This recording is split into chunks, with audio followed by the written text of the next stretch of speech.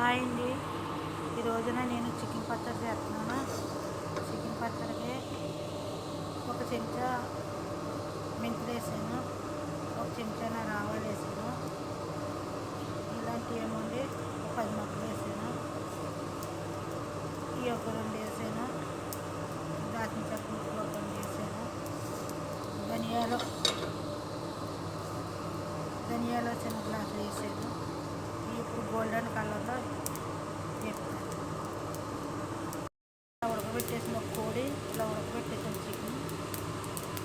చికెన్కి దీన్ని మళ్ళీ ఆయిల్లో ఫ్రై చేయాలి. మసాలా వేపేసాను శుభ్రంగా. ఇప్పుడు ఈ మసాలా చల్లారాక మిక్స్ ఆడతాను. చికెన్ వేపడానికి ఇది ఆయిల్ వేసాను. ఈ ఆయిల్లోనే చికెన్ ఫ్రై చేసి ఇందులోనే మళ్ళీ పచ్చడి పడతాను. ఒక కోడి అండి, ఇది బొయ్యకులు గట్టాను తీయలేదు, బొయ్యకులతో వేసాను. ఒక కోడి ఇలాగా ఆయిల్లో ఫ్రై చేసుకోవాలి. ఇది ఏంటంటే ముందు కొద్ది పసుపు వేసి కొద్ది ఉప్పు వేసి ఉడకబెట్టేసాను. ఉడికిపోయాక నీళ్ళు ఎక్కువ వేయలేదు, కొంచెం నీళ్ళతోనే అండి, చిన్న గ్లాసు నీళ్ళతో ఉడకబెట్టేసి ఆ నీళ్ళని ఎగిరిపోయేదాకా ఉడకబెట్టేసుకోవాలి. ఎగిరిపోవాలి, ఎక్కువ నీళ్ళు వేసుకోకూడదు, ఇలా ఎగిరిపోవాలి. చికెన్ ఉడకబెట్టింది నీళ్ళు అలా ఎగిరిపోవాలి. ఇలా చూసారు కదా, ఇలా వేపుకోవాలి.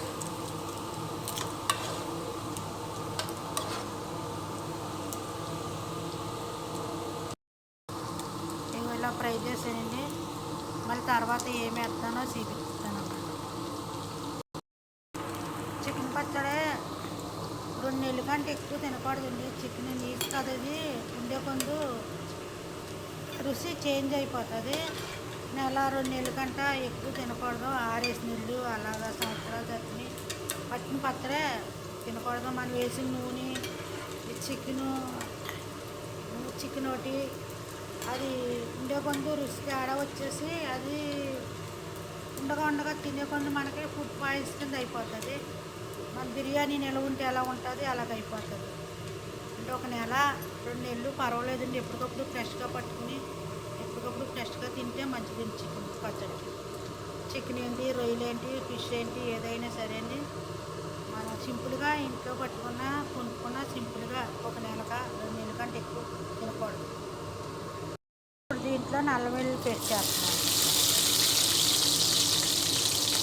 కచ్చపిచ్చిన అల్లం వెల్లుల్లి పేస్ట్ చూడండి. నేను ఇప్పుడు కోడిని ఫ్రై చేసాను కదా, కోడిని వేసాను గిన్నెలో. ఇప్పుడేమో ఇక నిమ్మరసం వేస్తున్నానండి. 2 నిమ్మకాయల రసం తీసుకున్నాను. కోడి ఎంత ఉండదో 1/2 కేజీ ఉంటుంది. బొయ్యకులు కూడా తీయలేదు, చిన్న కోడి మాట.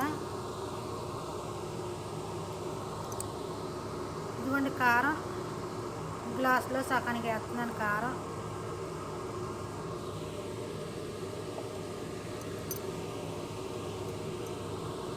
ఇదిగోండి మసాలా కూడా వేస్తున్నాను. ఈ గిన్నెడు మసాలా వేసాను. ముందు కోడిని ఉడకబెట్టినప్పుడు సాల్ట్ వేసాను, ఉడకబెట్టాను. ఇప్పుడు 1 చెంచా సాల్ట్ వేస్తున్నాను.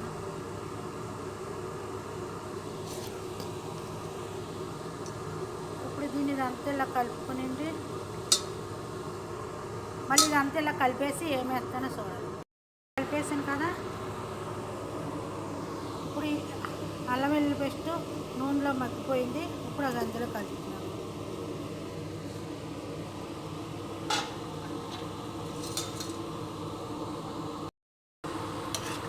చికెన్ పచ్చడి రెడీ అయిపోయింది.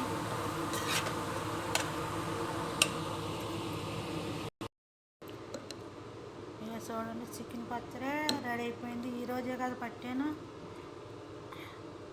రేపు ఎల్లుండ 3వ రోజుకి మొత్తం పులుపు కారం అన్నీ ఊరి పచ్చడి అంటే చాలా బాగుంటుందండి.